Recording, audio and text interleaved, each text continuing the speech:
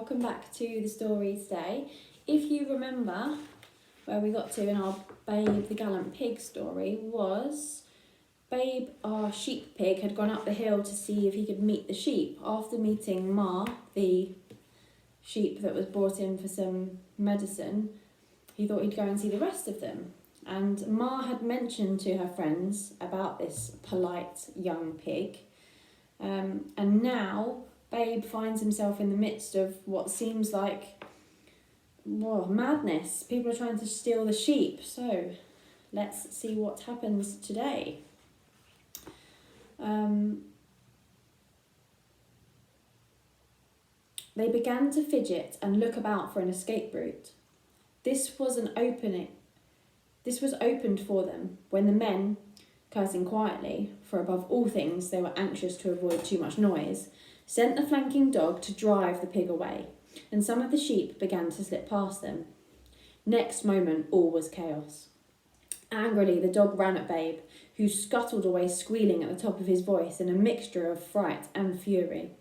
The men closed on him, sticks raised. Desperately he shot between the legs of one, who fell with a crash, while the other, striking out madly, hit the regard dog as it came to help and sent it yowling. In half a minute the carefully planned raid was ruined as the sheep scattered everywhere. "Keep yelling, young'un," bawled Ma as she ran beside Babe. "They won't ever stay here with that row going on." And suddenly all sorts of things began to happen as those deafening squeals rang out over the countryside. Birds flew startled from the trees. Cows in nearby fields began to gallop about. Dogs in distant farms began to bark. Passing motorists stopped and stared. In the farmhouse below, Mrs. Hoggett heard the noise as she had on the day of the fair. She stuck her head out of the window and saw the rustlers, their truck, galloping sheep, and Babe. She dialed 999. But then talked for so long that by the time the patrol car drove up the lane, the rustlers had long gone. Snarling at each other and their dogs, they had driven hurriedly away with not one single sheep to show for their pains. "You won't believe it," cried Mrs. Hoggett when her husband returned from market. "But we've had rustlers. Just after you'd gone it were. Come with a huge cattle truck they did. The police said they'd seen the tyre marks in the gateway, and a chap in a car seen the truck go by in a hurry.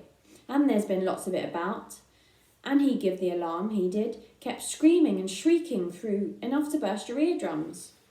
We should have lost every sheep on the place if it weren't for him. 'Tis him we've got to thank." "Who?" said Farmer Hoggett. "Him," said his wife, pointing at Babe, who was telling Fly about it. "Don't ask me how he got there or why he done it. All I know is he saved our bacon, and now I'm going to save him. He's staying with us, just like another dog. Don't care if he gets as big as a house, because if you think I'm going to stand by and see him butchered after what he's done for us today, you've got another thing coming. What do you say to that?" A slow smile spread over Farmer Hoggett's long face. I get the feeling that Farmer Hoggett's actually quite pleased that his wife has decided that they're not to get rid of the pig after all. Chapter 6. Good Pig. The very next morning, Farmer Hoggett decided that he would see if the pig would like to come when he went around the sheep with Fly. "I'm daft," he thought, grinning to himself. He did not tell his wife. Upon seeing him walk down the yard, crook in hand, and hearing him call Fly, Babe was about to settle down for an after-breakfast nap when, to his surprise, he heard the farmer's voice again. "Come, pig," said Farmer Hoggett, and to his surprise the pig came. "I expect it's because of what you did yesterday," said Fly proudly, as they walked up to heel together up the hill. "The boss must be very pleased with you, dear. You can watch me working." When they reached the lower gate, Farmer Hoggett opened it and left it open. "He's going to bring them down into the home paddock away from the lane," said Fly quickly. "You be quiet and keep out of the way." And she went to sit by the farmer's right side. "Come by," he said, and Fly ran left up the slope as the sheep began to bunch above her. Once behind them, she addressed them in her usual way, that is to say, sharply. "Move, fools," she snapped. "Down the hill, if you know which way down is." But to her surprise, they did not obey. Instead, they turned to face her, and some even stamped and shook their heads at her, while a great chorus of bleating began. To Fly, sheep talk was just so much rubbish, to which she had never paid attention, but Babe, listening below, could hear clearly what was being said, and although the principal cry was the usual one, there were other voices saying other things. The contrast between the politeness with which they had been treated by yesterday's rescuer and the everlasting rudeness to which they were subjected to by this or any wolf brought monotonous thoughts into woolly heads, and words of defiance rang out. "You got no manners. Why can't you ask nicely?" "Treat us like muck, you do," they cried. And one hoarse voice, which the pig recognised, called loudly, "We don't want you, wolf. We want Babe." Whereupon they all took up. "We want Babe," they bleated. "Babe, Babe, Babe." Those behind pushed at those in the front, so that they actually edged a pace or two nearer the dog. For a moment it seemed to Babe that Fly was not going to be able to move them, that she would lose this particular battle of wills, but he had not reckoned with her years of experience. Suddenly, quick as a flash, she drove in on them with a growl, and a twisting leap sprang for the nose of the foremost animal. Babe heard the clack of her teeth as the yawl fell over backwards in fright, a fright which immediately ran through all. Defiant no longer, the flock poured down the hill, Fly snapping furiously at their heels, and surged wildly through the gateway. "No manners, no manners, no manners," they cried, but an air of panic ran through them as they realised how rebellious they had been. How the wolf would punish them.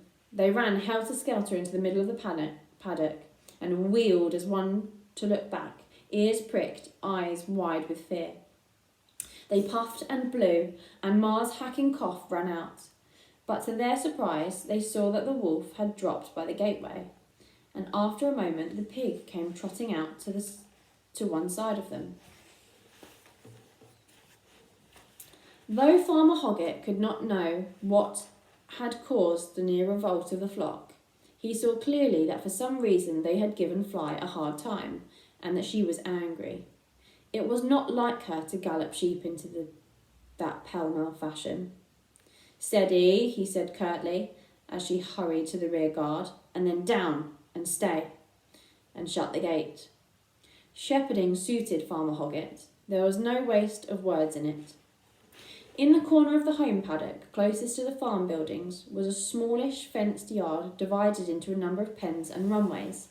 Here the sheep would be brought at a shearing time to pick out fat lambs for market, or to be treated for various troubles. Farmer Hoggett had heard the old ewe cough. He thought he would catch her up and give her another potion. He turned to give another order to Fly, who was laying flat still behind him. And there, laying flat still beside her, was the pig.